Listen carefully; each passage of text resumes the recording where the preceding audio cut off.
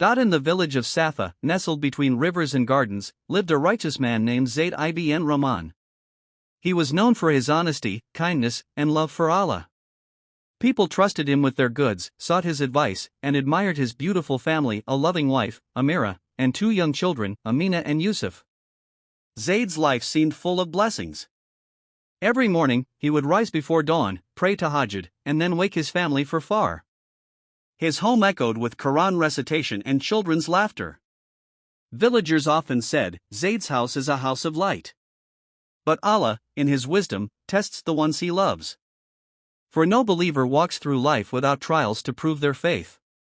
One winter, little Yusuf fell gravely ill. His bright laughter faded, replaced with weak coughs and restless nights.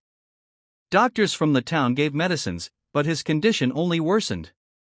Zayd sat by his son's bed, stroking his hair and whispering, "My beloved son, Allah is Ash-Shafi, the healer. He will cure you." Amira, with tears in her eyes, asked, "What if Allah has written another destiny?"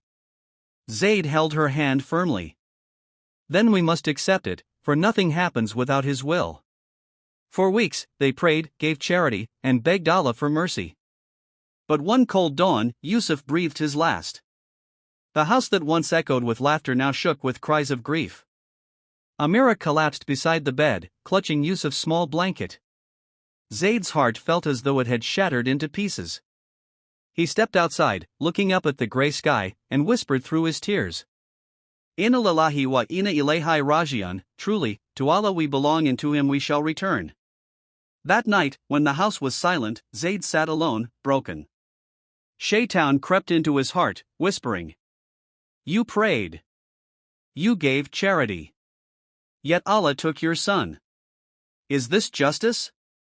Is your worship worth anything?" The temptation stung Zayd's soul. For a moment, anger filled him. But then he remembered the words of the Quran. "And we will surely test you with something of fear and hunger and a loss of wealth and lives and fruits, but give glad tidings to the patient, those who, when disaster strikes them, say, Indeed we belong to Allah, and indeed to Him we will return." Surah Al-Baqarah 2:155-156. Zayd cried, prostrating to Allah, "O Allah, forgive me for my weakness. My child is yours, you gave him, and you took him. I accept your decree." Months passed. Slowly, Zayd and Amira began to heal. They poured extra love into their daughter Amina, who was now their only child. But another storm was coming. One summer afternoon, while Zayd was working in the fields, a fire broke out in the village. The wind carried flames toward his house. By the time he rushed back, his home was engulfed in smoke. Neighbors tried to help, but the fire consumed everything: his books, his savings, his tools, even Amina's toys. Though his family escaped alive, all their possessions turned to ashes. Amira clutched Zayd's arm, weeping. "First our son, now our home." "Why us, Zayd? Why?" Zayd hugged her, though his own heart trembled. "Because Allah wants to see if we will love Him in ease and in hardship. Wealth can return, but if faith is lost, nothing returns."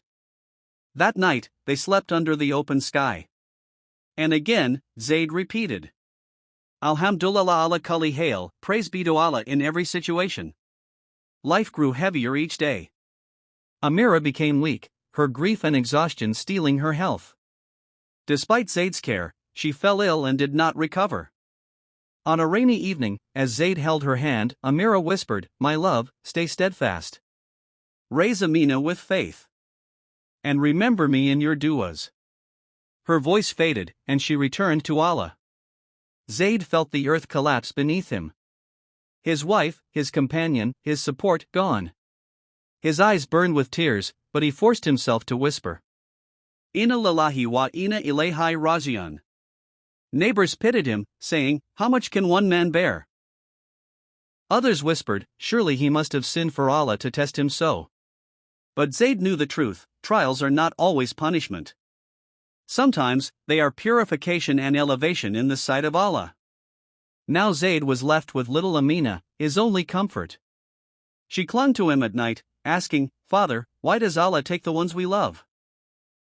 He hugged her close, his beard wet with tears. My daughter, Allah loves them more than we do. He calls them back to a place where there is no pain, no hunger, no fire, only peace. If we are patient, we will be reunited with them in Jannah. Amina nodded, her small heart comforted.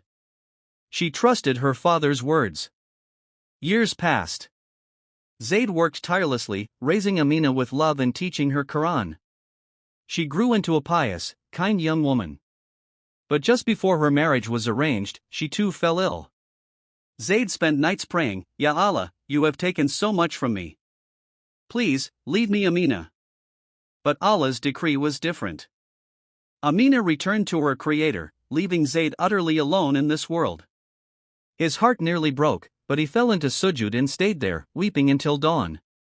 Finally, he whispered, O Allah, you have taken my wealth, my home, my wife, my children, yet you left me with faith. And as long as I have you, I have everything. If this grief is my test, then I accept it, for I seek only your pleasure. Zayd's patience became legendary in Safa. People who once doubted him now came to learn from his strength. He reminded them, do not think grief means Allah has abandoned you. Sometimes He removes the world from your hands so He can place Himself in your heart. When Zayd himself passed away, he was buried beside his family. That night, many in the village saw the same dream, Zayd walking in gardens of light, reunited with Amira, Yusuf, and Amina, smiling in eternal peace. Lessons from the test of grief. Every soul will taste grief, it is part of life's test. Patience, sabr, is the shield of the believer. Shaitan whispers in grief, but the Quran is the cure.